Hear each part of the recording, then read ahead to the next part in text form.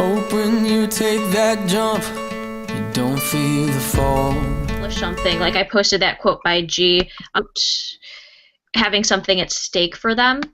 So I think if they had some kind of thing that could actually be put out there in the real world, that would really kind of capture that and motivate them. What I was finding challenging is I was trying to consider the different roles each of us have. How can we meet all three of our needs since we are, from such various backgrounds? Right.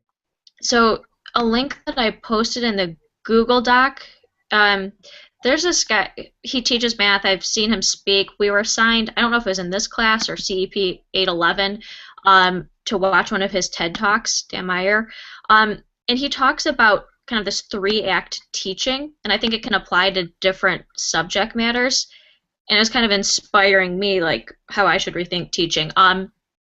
Basically, for his 3 acts, the first act is kind of like inspiring curiosity, so making kids actually want to answer the questions that you want them to think about. And then he always has like a visual to inspire that. Act 2, kids actually use some kind of tool or technology to help answer the question. And then 3, a lot of times they'll like produce their own finished product to demonstrate their learning.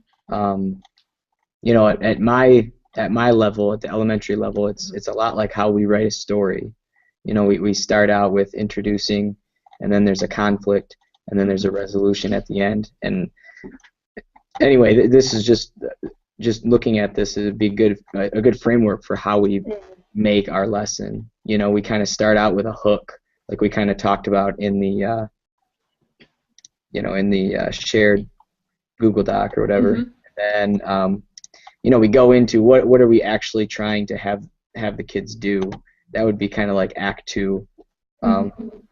That's where they would overcome some kind of problem or obstacle, and then they would solve it basically in the third act. So if we kind of pose this question to them, then they have the freedom to kind of explore it independently, and hopefully just by inciting that curiosity, it'll give them more of that intrinsic motivation. They'll actually want to do it because they're curious about it, rather than just focusing on the content area itself. But it's almost shifting your frame of mind as far as being a teacher and what is important to really get them hooked and to stay interested in it, I think.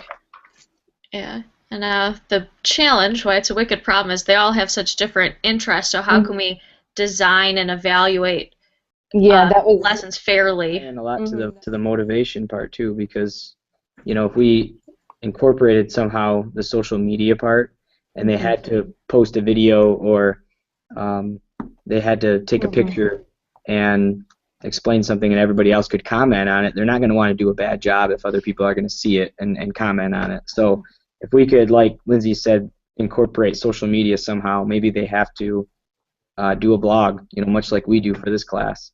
I don't know, post an Instagram picture where everybody else can get on Instagram and comment on that. I don't know. But I just know that would add to the intrinsically motivated part. That's part of our initial problem. We could start with a blog to have them write things down, record videos. Again, like you said, choose what they put on there, and then, it could always be taken one step further where maybe for secondary students, we could encourage them to share that on Twitter or on Facebook, just like we have to, so that others can see that. Who was it? Was it Jake? Did you find an article that was just about portfolios and online sharing? Yeah, I found one that was primarily focused on just project-based learning. Sure. The more I read it just gave me ideas on how we could use technology, Yeah. to get students working together, to get them motivated. First article that I found, I think, where it kind of connects the project-based learning with specific technology or using technology. Okay. It also summarized, what project-based learning was all about, but some of the quotes they surveyed teachers and they wanted their reflections on them. So it said teachers believe that technology-based publishing opportunities directed to real audiences made them think through their steps, like the organization, research, and writing more thoroughly. Publishing it to the internet motivated them to create final projects that were more professional or made for others to actually view. So they took more time in the thought process that went into it. The solution to having intrinsic motivation is to do project-based learning, like that's the core of the class, but then it also has to be shared. Kind of ties into the, the article that Lindsay was just talking about, how, Yeah.